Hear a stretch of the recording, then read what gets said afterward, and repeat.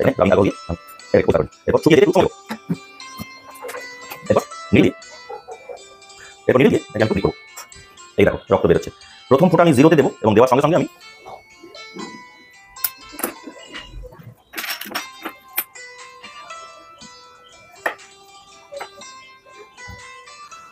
আজ আমরা রক্তের বিশেষ এক পরীক্ষা করতে যাচ্ছি। বেশ কিছু রোগ নির্ণয়ের ক্ষেত্রে অথবা কোনো সার্জারির পূর্বে সার্জেনরা এই পরীক্ষাটি হামেশাই এবং অবশ্যই করতে দেন। পরীক্ষাটি হলো বিটি এবং সিটি, যার পুরো কথাগুলো হলো ব্লিডিং টাইম এবং ক্লটিং টাইম।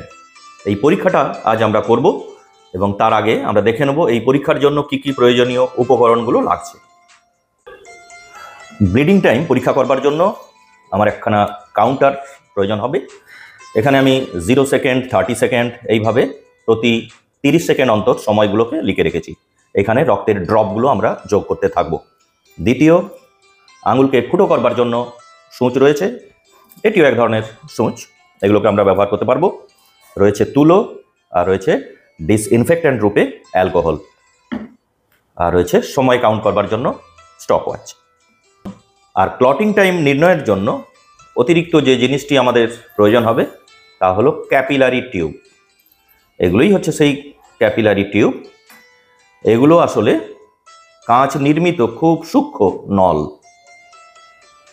এরপর আমি পরীক্ষা পদ্ধতিটা সংক্ষেপে একটু বলে দিই। প্রথমে আমি নিডল দিয়ে এই আঙুলকে ফুটো করব। যে রক্ত বেরোবে এই 0 লেখা আছে যেখানে, এই 0-র কাছে প্রথমে রক্তের ড্রপ দেব এবং এই সঙ্গেই আমি স্টপ ওয়াচ শুরু করব, কাউন্টিং শুরু হবে।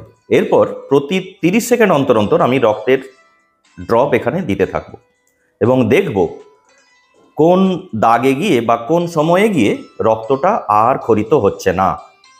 তাহলে ওই সময়টি হবে আমার ব্লিডিং টাইম। তাহলে আমি শুরু করি।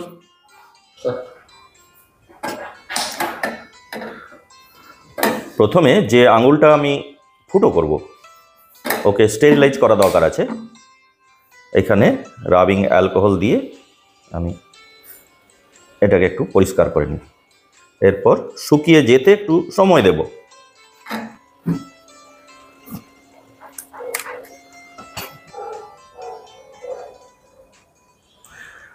এরপর নিডল দিয়ে একে আমি একটু প্রিক করব।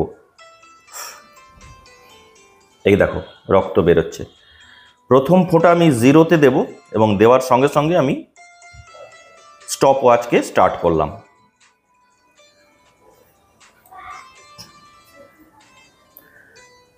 স্টপ ওয়াচে যখন 30 সেকেন্ড হবে তখন আমি দ্বিতীয় ড্রপ, এখানে যে 30 সেকেন্ডের ঘর রয়েছে ওখানে আমি দেব। দেহের কোনো ক্ষতস্থানে গিয়ে প্রাথমিকভাবে অনুচক্রিকাগুলো সেঁটে যায় এবং প্লেটলেট প্লাগ গঠন করে। এর ফলে ওই স্থানে রক্তক্ষরণ বন্ধ হয়ে যায়। স্বাভাবিক রক্তক্ষরণকাল 1 থেকে 5 মিনিট। রক্তক্ষরণকাল দীর্ঘায়িত হলে এটাই ধরে নেওয়া হয় অনুচক্রিকা হয় সংখ্যায় কম, না হলে অনুচক্রিকাগুলো সঠিকভাবে কাজ করছে না। সুতরাং এ সমস্ত ক্ষেত্রে চিকিৎসার সাহায্য নেওয়া দরকার। বন্ধ করলাম। 4তে কোনো ড্রপই এখানে আসেনি। সুতরাং এই অংশটি অর্থাৎ 90 সেকেন্ড, এটাই হচ্ছে আমার ব্লিডিং টাইম, অর্থাৎ রক্তমোক্ষণকাল আমার ক্ষেত্রে 90 সেকেন্ড বা 1.5 মিনিট। এরপর আমরা ক্লটিং টাইম নির্ণয় করব। আগের মতোই হাতকে স্টেরিলাইজ করব, আঙুলকে, এবং একে প্রিক করব। যে রক্ত বেরোবে ওই রক্তকে কিন্তু এরপর আমি এই ক্যাপিলারি টিউবের মধ্যে প্রবেশ করাবো।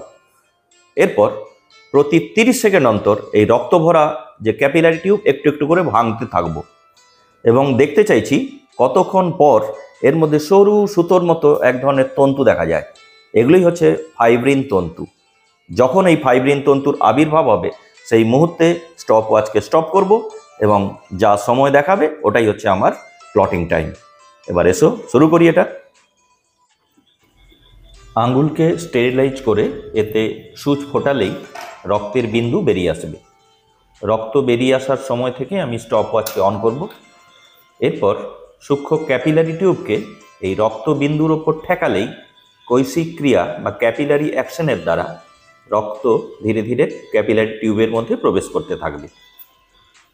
এরপর প্রতি 30 সেকেন্ড অন্তর ক্যাপিলারি টিউবকে ছোট ছোট খণ্ডে হাত দিয়ে ভাঙতে থাকব এবং লক্ষ্য রাখব কোনো সূক্ষ্ম তন্তুর মতো বস্তু সৃষ্টি হচ্ছে কিনা।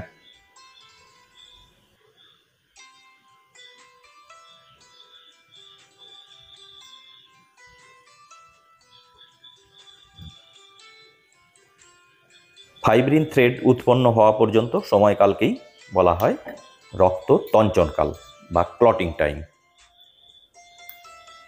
মানুষের ক্ষেত্রে রক্ত তঞ্চনকালের গড় মান 2 থেকে 8 মিনিট, অর্থাৎ এই সময়ের মধ্যেই ফাইব্রিন জালক উৎপন্ন হয়।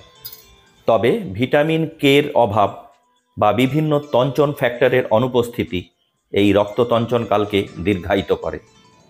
হিমোফিলিয়া রোগের ক্ষেত্রে ফ্যাক্টর 8 বা ফ্যাক্টর 9 এর অভাব হতে পারে শরীরে। এক্ষেত্রে রক্ত তঞ্চনকাল অতি দীর্ঘ হতে পারে।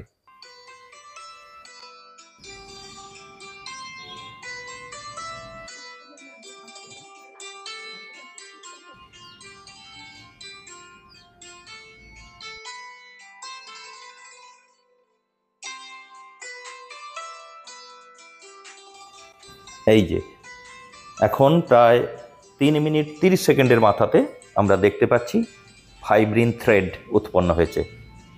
এই ফাইব্রিন থ্রেডগুলোই জালকের আকারে বিস্তৃত হয়ে কোনো ক্ষতস্থানে রক্তকে জমাট বাঁধাতে সাহায্য করে।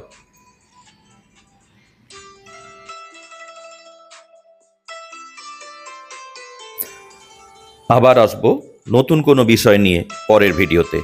সঙ্গে থেকো।